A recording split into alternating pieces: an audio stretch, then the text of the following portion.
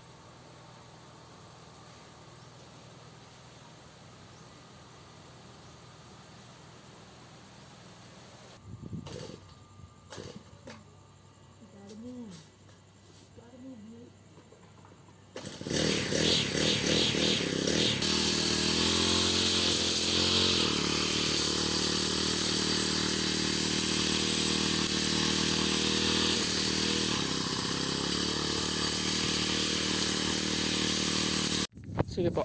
May dumikit ka muna ano, ito boss oh. Ito boss oh. May dumikit na positive. Doon yata sa baterya. Kaya nagputok yung fuse natin. Oh, Pagka halimbawa na ayaw mamatay, ito lang yung titignan. Bibigay na mag-iiwan na ako ng fuse dito para nasa ganun napapalitan nila kung sakali. Pero hindi na 'to magkukuhan. Meron na siguro na dikit sa may battery. Wala namang grounded. Ito lang. Lumabaklas to. Pakita pagbaklas pa. Sige po. Ayan oh. Yan ang papalitan. Okay po. Mag-iwan na lang ako ng kwan. Yan lang. Tapos na.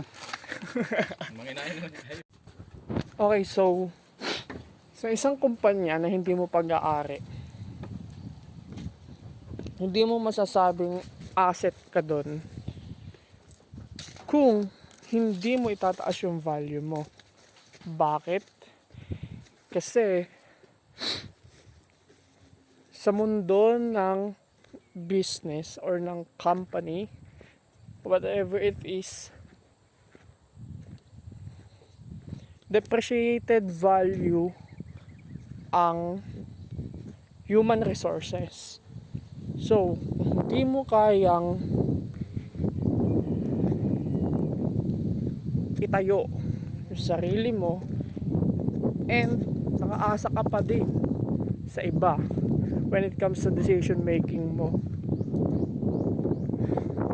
It's time for you to judge kung ang value mo ba, papayag ka na depreciated liability ka ng isang company or magiging asset ka for lifetime. Right? Peace to joins.